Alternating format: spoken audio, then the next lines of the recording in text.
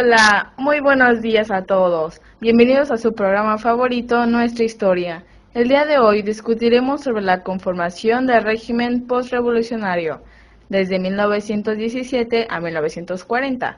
Para ello tenemos como invitados especiales a la licenciada Laura Sánchez Ortega y al licenciado Rodrigo Buendía Solís. Hola, un gusto estar aquí. Un gusto tenerlas con nosotros. Bueno, como antes habíamos hablado, la revolución llega a su fin con la promulgación de la Constitución Política de los Estados Unidos Mexicanos en 1917. Pero, ¿qué sucede después de eso?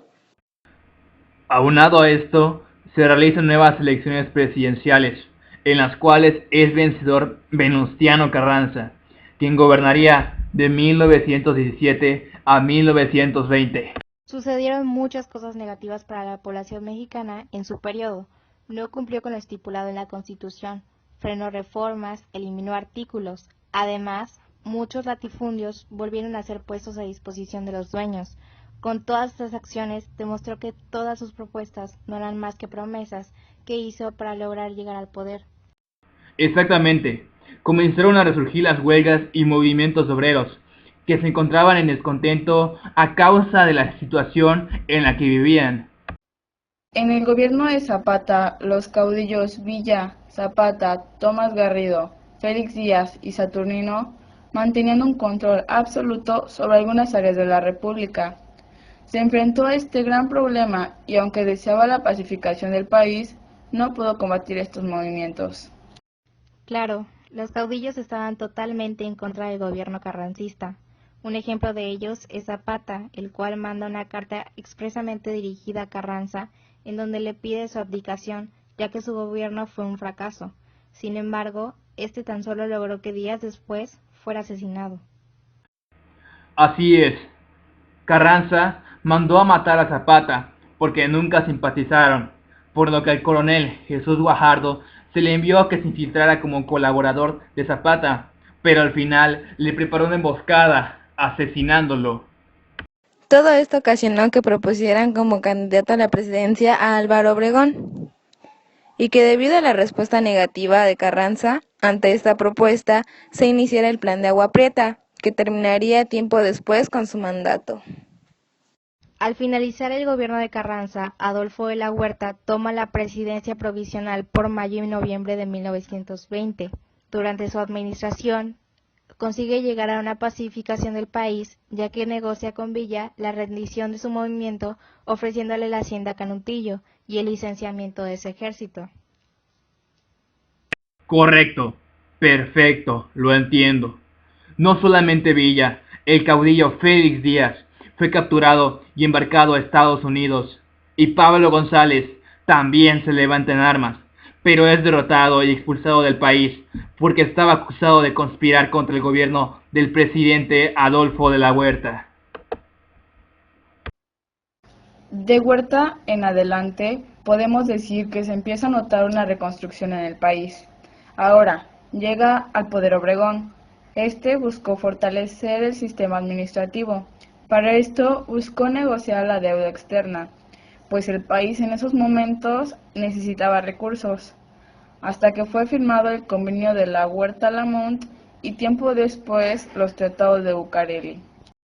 Así es, considero que un punto muy importante del gobierno de Obregón fue la creación de la Secretaría de Educación Pública, en la cual fungía como secretario José Vasconcelos. José Vasconcelos abrió muchas escuelas normales, editó libros clásicos a precios muy bajos para que toda la población lograra tener acceso a ellos, y llevó la educación a todos los rincones de México. Exactamente, la labor de Vasconcelos en la educación fue muy admirable. También, mencionando un suceso muy importante, fue la muerte de Francisco Villa, asesinado por representar una amenaza muy grave para el gobierno de Obregón y el futuro gobierno de Plutarco Elías Calles. Al acercarse las elecciones de 1923, el grupo revolucionario se dividió por estar postulado como candidato oficial el general Plutarco Elías Calles, ya que varios de sus miembros no lo consideraban el candidato ideal, lo que provocó un levantamiento en contra del régimen de Álvaro Obregón. A este movimiento se le conoció como Rebelión de la Huertista. Finalmente, la rebelión de la Huertista fue sofocada 4 meses después, ya que Obregón pudo imponerse y el general Plutarco Elías Calles fue elegido como presidente de la República en diciembre de 1924, teniendo que hacer frente a una reforma agraria intensiva. Dentro de su programa de gobierno se contemplaban los siguientes objetivos: cumplir con el artículo número 27 constitucional para resolver el problema agrario; en lo social, el mejoramiento de los programas educativos, culturales y de desarrollo de clase media. A fines de 1926, Obregón decidió volver a la presidencia, por lo que en 1927 Calles aceptó que el Congreso modificara la Constitución para permitir la reelección siempre y cuando esta no fuera inmediata. Cabe recalcar que los últimos actos sobresalientes que realizó Plutarco Elías Calles en 1929 fue la creación de un partido que agrupara todas las corrientes de la heterogénea coalición gubernamental. Este fue el Partido Nacional Revolucionario. Con este hecho, los ideales que habían legitimado la acción de los revolucionarios ante la dictadura de Porfirio Díaz dejaban de tener consistencia. Este acontecimiento provocó protestas, las cuales fueron sofocadas mediante la violencia. Una vez que fue declarado candidato a Obregón, la situación nacional se alteró nuevamente, pues en julio de 1928 el presidente Obregón fue asesinado por José León Toral. Dado esto, Calles manipuló al Congreso para que optara por elegir como presidente provisional a un obregonista. Es así como llegan al acuerdo de que Emilio Portes Gil sería el más apto.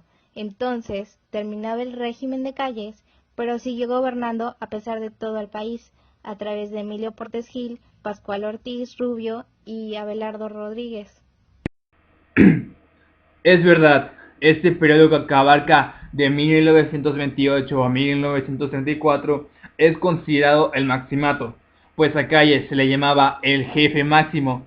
De ahí surgió la famosa frase que decía: aquí vive el presidente, pero el que manda vive enfrente.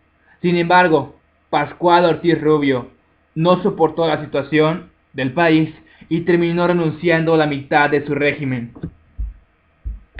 Podemos concluir que la revolución refleja la gran desigualdad que existía en ese entonces y el enorme deseo que el pueblo tenía por cambiar el país, cosa que no ha cambiado como hoy en día. Las huelgas que se hacen por exigir que se nos cumplan nuestros derechos son un gran ejemplo. Entonces, ¿no sirvió de nada tantas muertes de gente que luchó por la justicia y el futuro del país?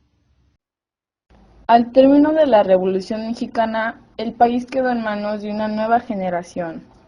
La Constitución Política de los Estados Unidos Mexicanos fue una de las primeras a nivel mundial que tomaba en cuenta cuestiones sociales. Durante 1917 a 1940, el caudillismo se hizo notar. Los gobiernos fueron dirigidos por personas de gran relevancia en la revolución y que tenían la capacidad de aglutinar a muchas personas. Los proyectos de nación postrevolucionarios comenzaron a dar frutos durante el gobierno de Álvaro Obregón, ya que en su régimen se puso en marcha la reconstrucción del país y la búsqueda de la unidad nacional. Este mostró un gran interés por la educación e impulsó tanto la educación pública como la militar, lo cual fue de alta trascendencia para el país. Con el gobierno de Cárdenas se logró consolidar la estructura que permitió controlar sobre diferentes fuerzas del país. Asimismo, se provocó la industrialización, lo cual generó una gran cantidad de empleos, llegando a un alto nivel de estabilidad económica.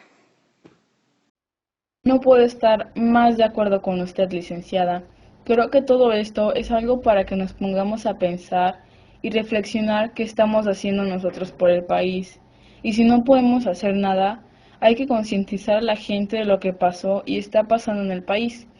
Porque ¿qué país le vamos a dejar a nuestros hijos? Pero bueno, ya se nos está terminando el tiempo. Muchas gracias a la licenciada Laura Sánchez Ortega y al licenciado Rodrigo Buendía Solís por acompañarnos el día de hoy. Encantado de haber estado aquí. Fue un gusto.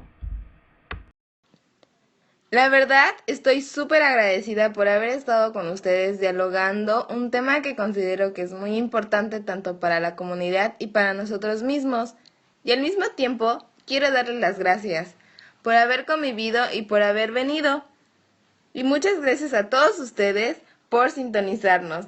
Los esperamos mañana en otro programa de Nuestra Historia. Muchas gracias por habernos escuchado. Nos vemos hasta mañana. Somewhere beyond the sea, somewhere waiting for